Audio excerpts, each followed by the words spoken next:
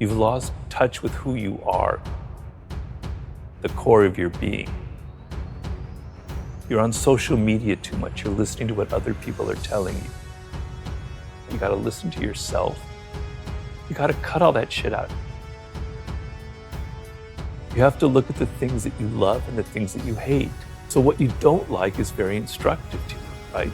You're looking at things that are very powerful inside of you, that are emotional. They're not intellectual. They're feelings, they're emotions. They're visceral things that you connect to. I've always followed the laws of power, which is change things up, enter action with boldness. Don't be afraid to do things differently. Adapt your strategy to the circumstance. It's never too late. The earlier you figure it out, the better off you are. But it can happen later in life. Now, I figured out at an early age that I wanted to write. I didn't know what I wanted to write, but I loved words and I loved writing. And if I didn't have that connection when I was 8 years old, all the way into high school and college, I would have been a lost soul. And I empathize with a lot of people who don't have that feeling when they're 8 or 18 or in their 20s. But I'm trying to tell people everybody has it. You're just not listening to yourself. You've lost touch with who you are. There are 5 forms of intelligence. We normally associate intelligence with intellectuals, with our Noam Chomsky, with Albert Einstein. No, intelligence comes in all forms. Working with your hands is a form of intelligence. A carpenter has a high form of intelligence. People who are sports, who athletically use their body, that's another form of intelligence. There's music, there's math, there's language. You have one of these frames of mind. By the way your brain is wired, you are inclined towards one of them. Figure that out. You gotta be a bit bold. You have to embrace what makes you different. It takes time. To do anything in life takes time and hours, patience, and work. So I like to tell people to go back to their earliest childhood memories of things that really excited them before they got mixed up with parents, teachers, and all that, other people telling them stuff, you know? You gotta cut all that shit out.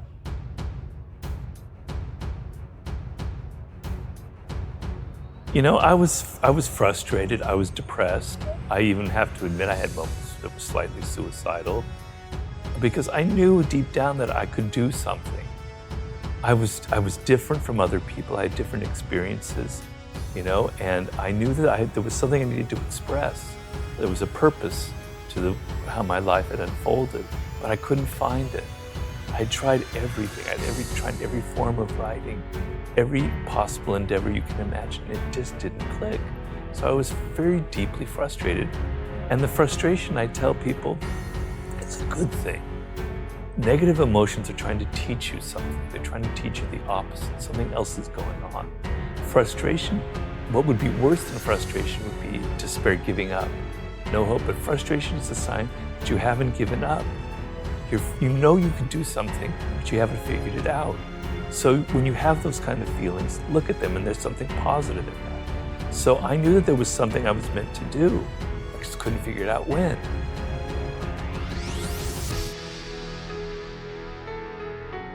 It's easy for me, a boomer, I have to admit that, to preach to you when you have gone through you've gone through a pandemic, what looks like to be a recession, and then if you're a millennial, you went through the crash in 2008.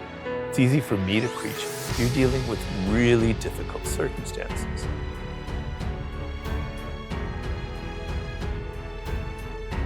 So a lot of people are rethinking their lives. They don't want to work at crap jobs just to get by. And I applaud that 100%, right? That's great. So you want to think about working for yourself is the ultimate position in this world. And even though times are difficult, even though it may seem like just a dream, there's so much potential out there for entrepreneurial spirit, for creating your own startup, for creating your own podcast, for going your own path in life. You don't have to follow other people.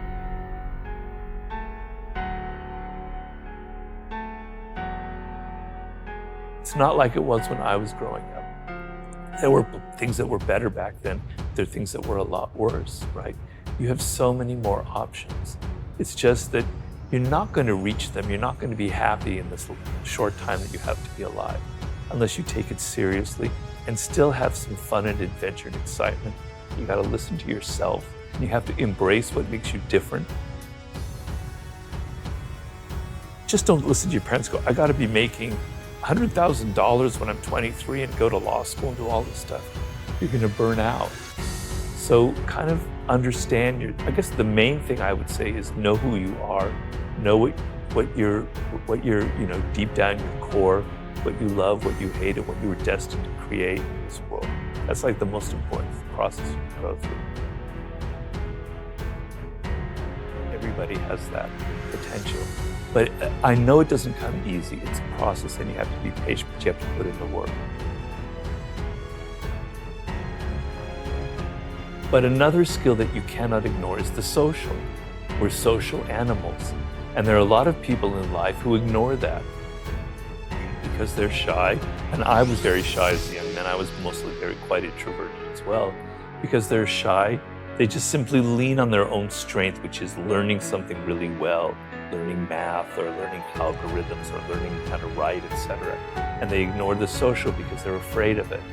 But you cannot get ahead in this world as a social animal, dependent on other people in every aspect of life, unless you treat that as another skill as well.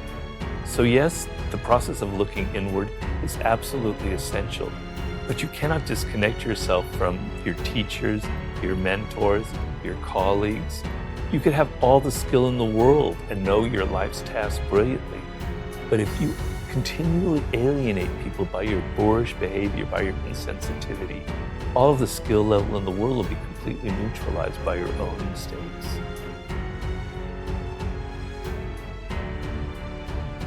I didn't listen to other people.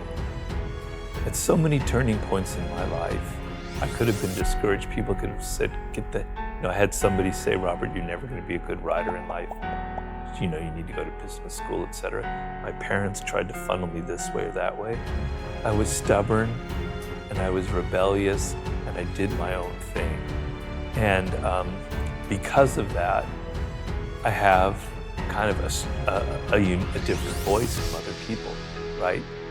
And when I look at books out there, I'm searching for that voice of somebody who's different, who has something different to say, who speaks in a different tone of voice, that has their blood and their personality in their writing. And I don't find it often, but when I do, it's a great thing. And so, to me, success in life is kind of being who you are. There's a famous expression of the great ancient Greek poet Pindar about become who you are. It's a process of becoming who you actually are and realizing what it is.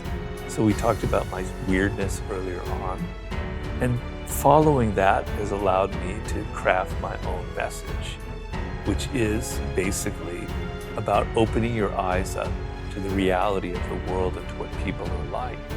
But I'm not able to do that unless I had ignored what other people tried to foist on me earlier on in life. It's never too late